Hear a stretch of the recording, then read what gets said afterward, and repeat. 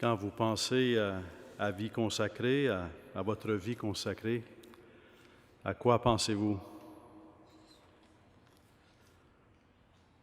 Ce n'est pas nécessairement évident parce que le consacré, c'est un mot tellement grand, tellement noble, que quelque part, tout le monde le veut.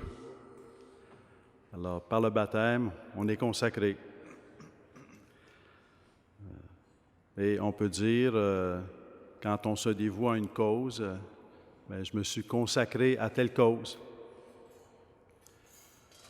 Alors, et tous ces sens-là sont importants. Mais ici, il s'agit de regarder auprès de Dieu quel est le sens profond de la vie consacrée, puis de l'appliquer après à l'Église. Quelque part, la consécration, ça commence en Dieu. Il y a une consécration en Dieu. Il y a une consécration éternelle en Dieu. Dans un deuxième temps, Jésus-Christ est le consacré. Au sens strict, il n'y a seulement qu'un consacré, c'est Jésus-Christ. Et il y a la consécration dans l'Église. En Dieu, la consécration, elle est éternelle, dans la mesure où on voit dans la consécration un don total de soi, sans retour, une fois pour toutes. C'est ce que fait le Père lorsqu'il engendre le Fils. Il est consacré au Fils. Lorsque le Fils répond à l'amour du Père et qu'il se donne totalement en retour dans une action de grâce éternelle, c'est aussi ce que fait le Fils. Il se consacre totalement au Père. Lorsque le Père et le Fils, dans leur consécration réciproque, dans leur don réciproque l'un à l'autre,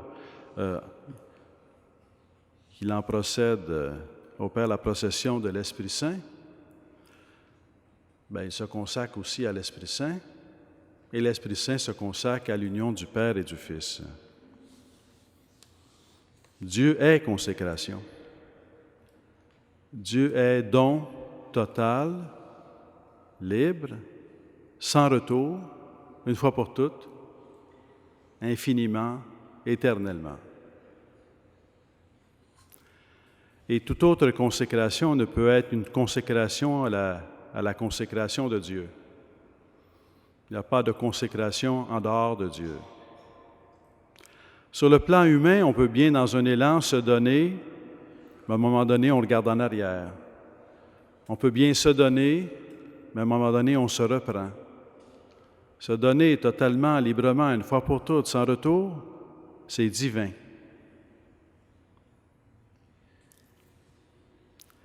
Jésus-Christ. Jésus-Christ est, du point de vue de la rédemption, le seul consacré. Il est le Fils consacré qui vient dans le monde. Et quelque part, il y a comme deux consécrations en Jésus-Christ. Il est la consécration, il est le consacré du Père. Il est, on pourrait dire, le consacré du Père, dans le sens où le Père donne Jésus-Christ au monde.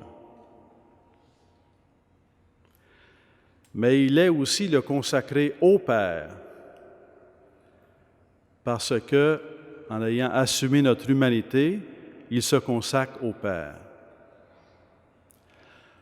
En Jésus-Christ, le Père, en Jésus-Christ, Dieu se consacre à l'humanité. En Jésus-Christ, Dieu se consacre à l'humanité pour prendre soin de l'humanité, guider l'humanité, éclairer l'humanité, la conduire, l'humanité, à la vie éternelle. Et le Père, en Jésus-Christ, c'est Dieu qui se consacre à l'humanité. Mais en Jésus-Christ, est le consacré du Père. Il est le consacré du Père. Mais en même temps, il est le consacré au Père. Lorsque, dans l'épisode de la présentation de Jésus au temple, Marie et Joseph amènent Jésus au temple pour le présenter au Seigneur, ils le présentent au Seigneur. Il est le consacré au Père. le consacrer au Père. Lui qui est vrai Dieu, vrai homme, assume toute notre humanité et dans la consécration qu'il fait de lui-même au Père, il consacre aussi l'humanité au Père. En Jésus-Christ, il y a la consécration de Dieu pour nous, envers nous, il y a la consécration du Père, et en Jésus-Christ, il y a la consécration de l'humanité à Dieu, parce qu'en étant vrai Dieu, vrai homme, il assume toute l'humanité et il la conduit au Père. Donc, entre l'humanité et Dieu, il y a le seul consacré, c'est Jésus-Christ, qui est le consacré du Père pour nous, et le consacré de l'humanité, pour ainsi dire, au Père, parce qu'il nous entraîne dans sa consécration. Consécration dans l'Église. Ce qui est premier en Jésus-Christ, c'est qu'il est le consacré du Père, et parce qu'il est le consacré du Père, il est le consacré au Père. Il est le consacré du Père pour l'humanité, et en rejoignant l'humanité, il se retourne vers le Père et il se consacre au Père en amenant l'humanité avec lui. Pour l'Église, c'est un autre, ça commence différemment. Pour l'Église, ça commence par être l'Église comme peuple consacré, si on veut.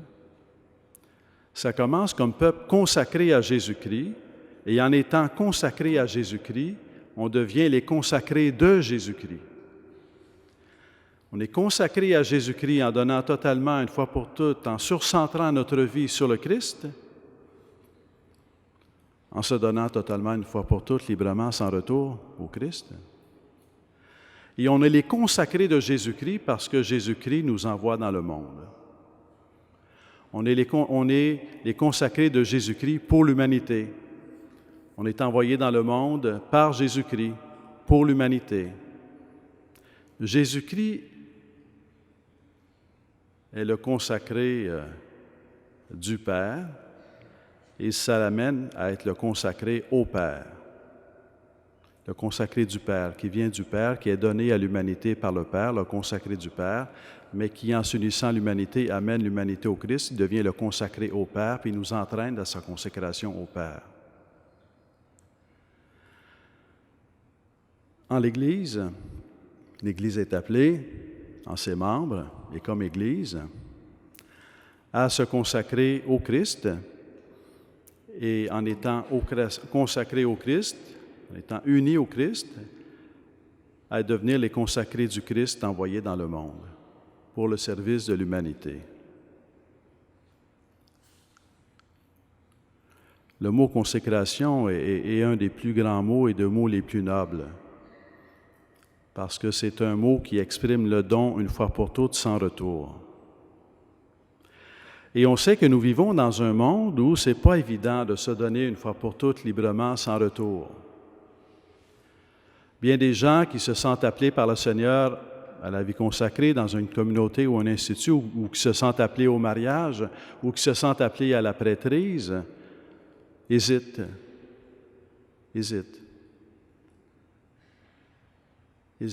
Ça peut être hésité parce qu'on cherche, on n'est pas certain, on cherche la volonté de Dieu, mais ça peut être hésité parce que l'idée de se donner une fois pour toutes sans retour, ça fait peur. Ça fait peur. Alors, ce que je vais dire peut sembler un peu étonnant, mais si vous hésitez à vous donner une fois pour toutes, sans retour, dans le mariage, la prêtrise, la vie consacrée, vous avez raison d'avoir peur. Vous avez raison d'avoir peur. Mais en même temps, vous avez des raisons d'avoir courage. Parce que en Jésus-Christ, la consécration, ce n'est pas un projet. En Jésus-Christ, la consécration, c'est une réalité. Jésus-Christ, éternellement, il est le consacré au Père. Dans l'œuvre de la création du salut, il est le consacré du Père. Dans son œuvre de rédemption, il est le consacré au Père. Lorsqu'on s'attache à Jésus-Christ, ça devient possible, par grâce, de vivre notre vie comme une vie consacrée. Et si on y pense bien, c'est très lié à la vocation à l'amour. L'être humain est fait pour vivre sa vie consacrée.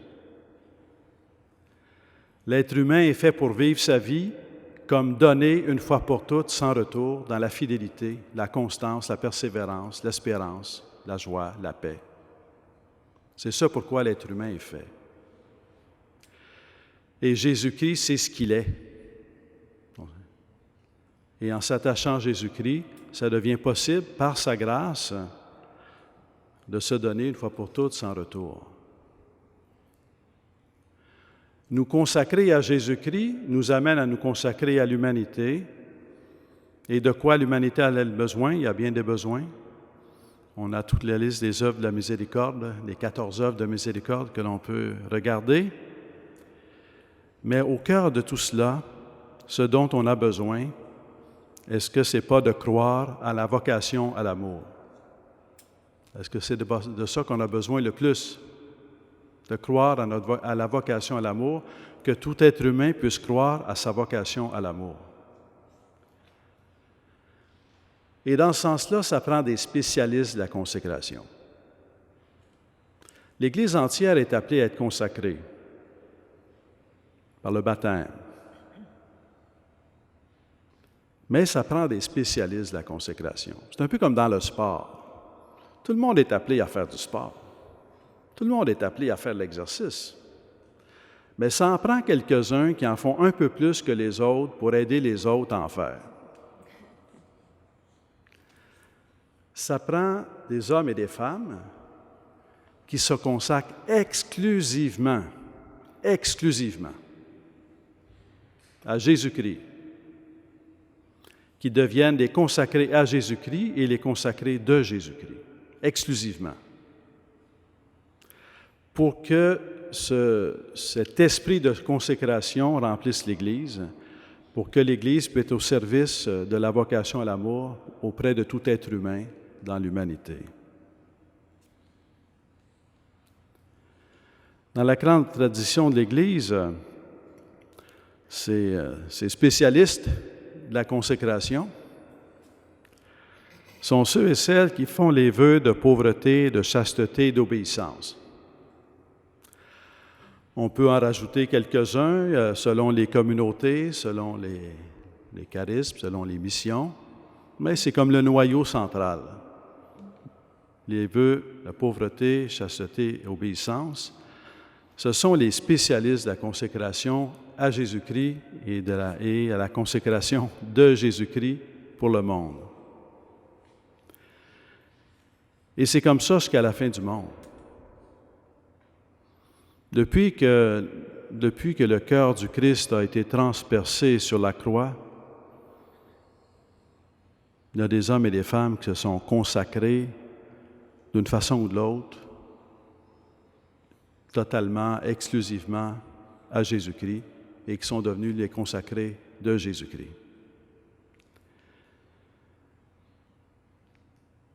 Ça a pris forme dans la vie, dans les vœux de pauvreté, de chasteté et obéissance. Quelque part, la vie dans les vœux de chasteté, pauvreté, obéissance, c'est comme avoir la vocation d'être crucifié avec le Christ comme état de vie. C'est sur la croix que se vit le don totalement sans retour au Père pour l'humanité. C'est sur la croix que l'on vit totalement notre don au Christ pour être consacré au Christ pour l'humanité et pour être les consacrés du Christ pour l'humanité. Et il n'y a pas de moment depuis le cœur transpercé du Christ où il n'y a pas eu d'hommes ou de femmes qui ont vécu cette consécration exclusive. Et ça va être ici jusqu'à la fin du monde. Il n'y aura pas de moment dans l'histoire de l'humanité et dans l'histoire de l'Église où on n'aura plus besoin de la vie consacrée. Il n'y aura pas de moment où les sciences de la gestion vont remplacer le besoin de la vie consacrée jusqu'à la fin du monde.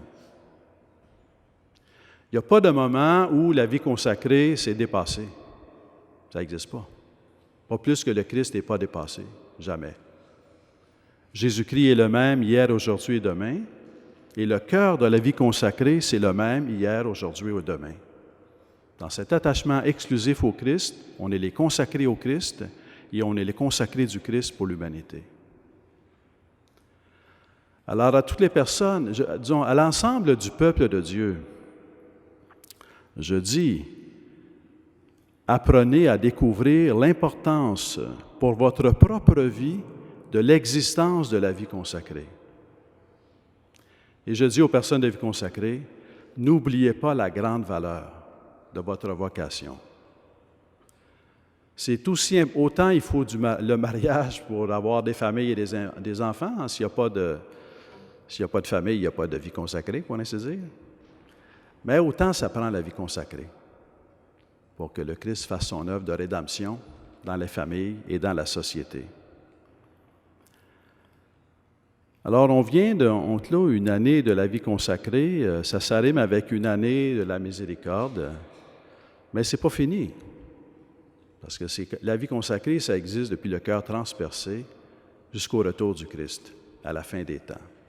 Ça continue. Alors, je nous invite tous à y croire, puis j'invite toutes les personnes de vie consacrée à croire à l'actualité, pour ainsi dire, de chaque jour, hier, aujourd'hui et demain, de leur vocation à la vie consacrée.